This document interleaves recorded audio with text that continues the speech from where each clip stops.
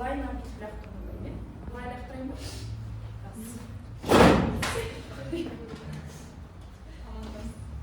Жоқ, маған амандасасыз. Енді сіз ал бар қарай бір балаға жатасыз. Диляра. Ар қарай. Жанындағы балаға бере салыңыз, не? Неме деп тұр? Жоқ, аяуымен. Амандасып шыға берді ме бәріне? Жоқ, қаратып алмаймыз. Қайттан амандасып шықты ма? Басқандай шығар.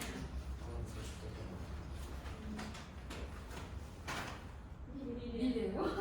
Биле. Билесе? Биле.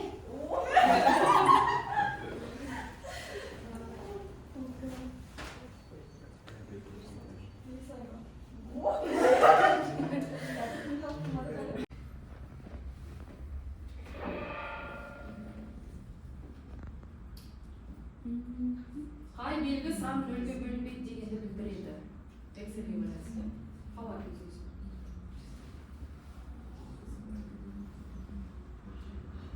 Жауап бар ма, или көмек сұрайсыз?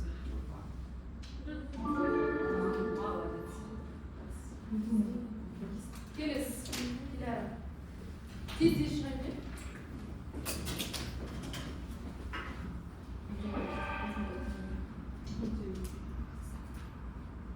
Қандай ұяшық тұратын адресін көшірген кезде не болғанының нөмірі, не жолдың нөмірі өзгермейді. Жақсы.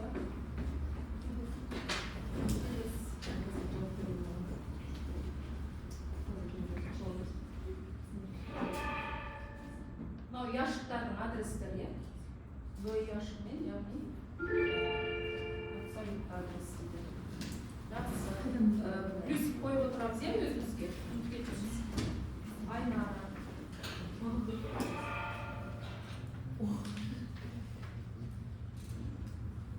Электрондық кесте туралы, иә, мұнда?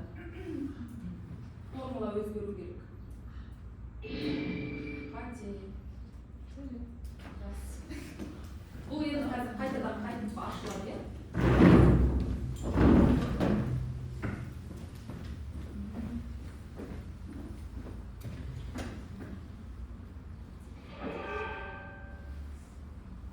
Формула берілген, е?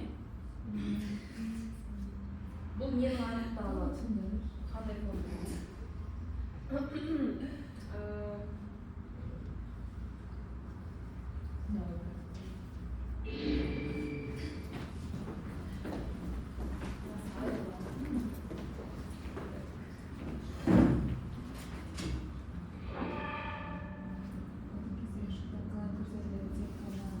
Электрондық кестеде ұяшықтар қалай көрсетіледі? Тек қана бағана дейді. Бағанда. Жол. Молодец. Және Excel'де қаржы экономикалық есептерді шығару. Электрондық кесте дегеніміз ұяшықтарда деректер, мәтіндер, сандар, формулалар жазылған кәдімгі кестенің компьютерлік бейнесі. Берілгендерді енгізу кезінде формула жолының сол жақ бөлігінде 3 батырма тұрады. Олар қызмет көрсетеді және жасы мынандай птичка және fx белгісі берілген. Егер қызыл крест батырмасын шертсеңіз, онда енгізу тоқтатылып, ұяшыққа енгізіледі. Егер белгісінің осы 3 белгісінің біреуін батырмасын шертсеңіз, экранда функция, яғни мастер функция диалогтық терезесі көрінеді.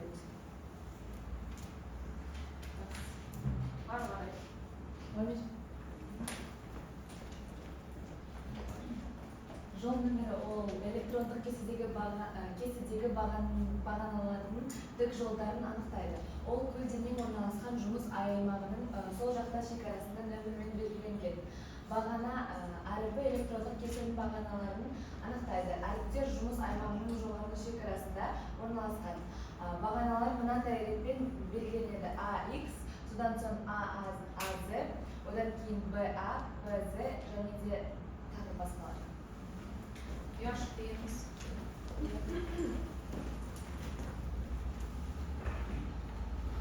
ұяшық дегеніміз электрондық кестенің бөліміне енгізілетін ең кіші элементі болып табылады. Әрбір ұяшықтың бағана қиылысындағы ұяшықты анықтайды. Ұяшық көрсеткіші ағымды ұяшықты анықтайды. Көмексізілген тік төртбұрыш көрсеткішті пернелер көмегімен немесе тышқан арқылы кесте бойынша ұяшықтардан ұяшыққа орын ауыстыруға болады.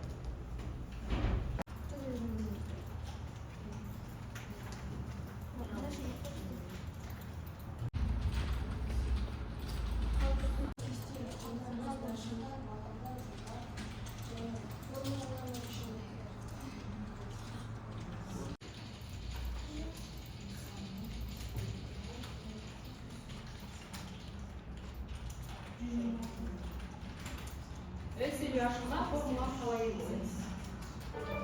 Мысалы, және сіз ең аяғында есептеу керексіз, қалай енгізесіз? Не басыңыз? Тең басыңыз.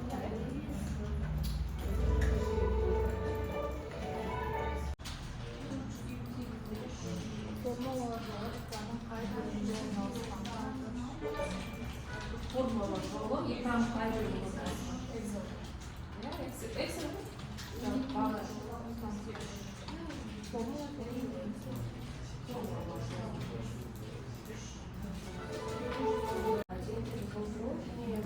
Excel. Sanlar немесе мәліметтер мәтінге формулалар орналастыру. Айнара былай ең басына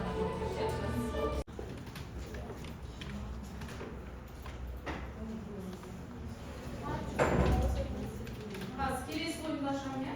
Соны ойнап кетейік.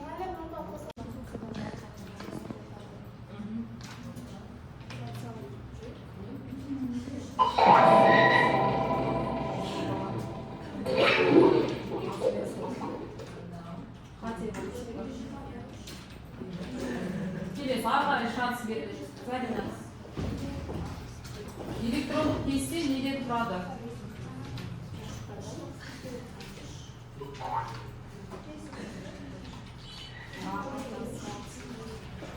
Айым кел, тез келе қарай. Электрондық кестеде ұяшық адресі қалай жазылады?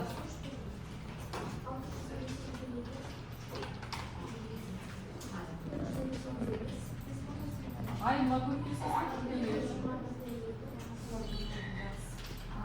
кел, Альдина. Электрондық кестеде жолдарды немен белгілейді? Қандай? Әріптермен ба, сандар ма?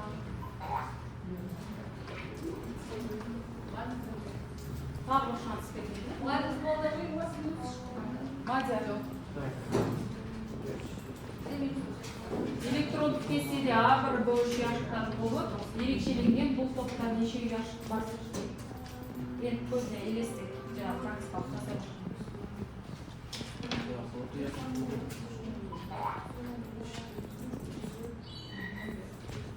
Нұрайым. Электрондық кестеде формула қандай таңбамен басталады?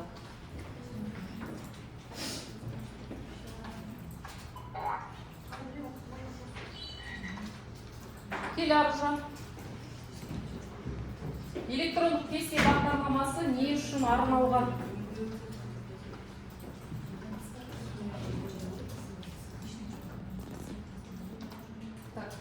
Аружан көмек сұраймыз, е, білмесең. Өйткені мынау ақырғы шанс.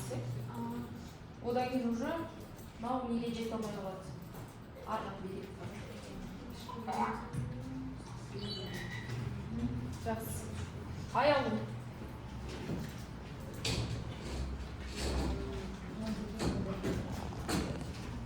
Екі ұяшықтың көбейтіндісін табу үшін формула қандай болу керек? Көбейтіндісі формуласы қалай бірінші жазады? Теңмен жазады, кел бұрасыл. Мынау енді оңай, е? Саған оңай жоғалымда жолақ қойды. Қандай әрекет орындау керек?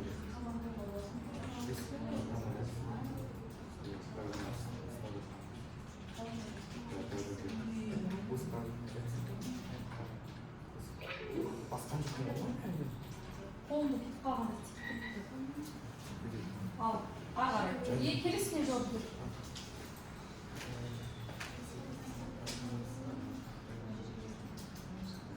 Кестелік процессордың ақпаратты сақтайтын қарапайым бірлігі қалай аталады? Көмек сұрайды, білмейсің? Көмек сұрайды. Сіздерден Нұрасыл көмек сұрап тұр. Кім біледі? 4 секунд қалды. Көрмей алды,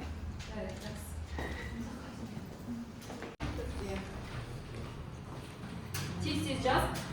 Банкоматқа келіп саласыздар. Жасыл ол өте жақсы деген сөз көп, ол орташа деген сөз, е? Тез жазасыздар да.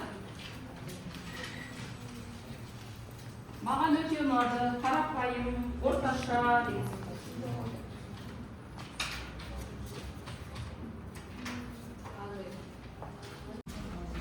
Кімге бермедің?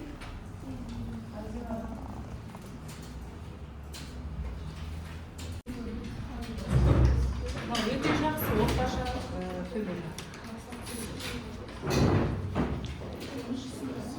Жасыл өте жақсы, орташа ұнамады деген сөз.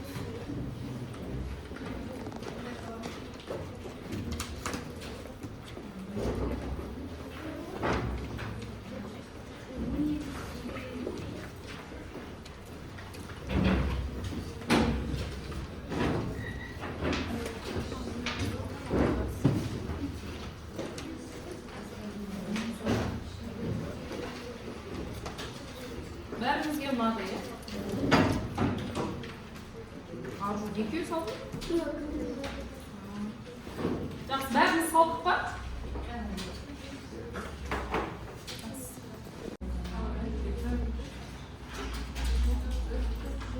Кім болды?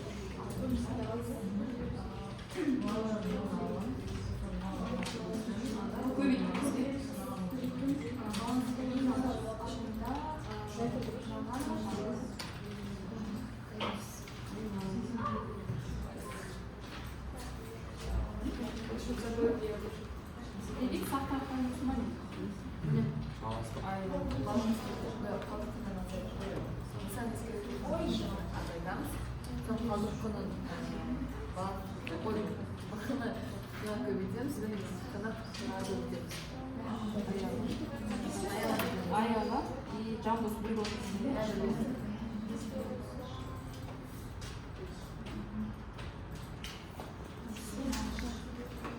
Кім болды? Ал, түсіндірсіз.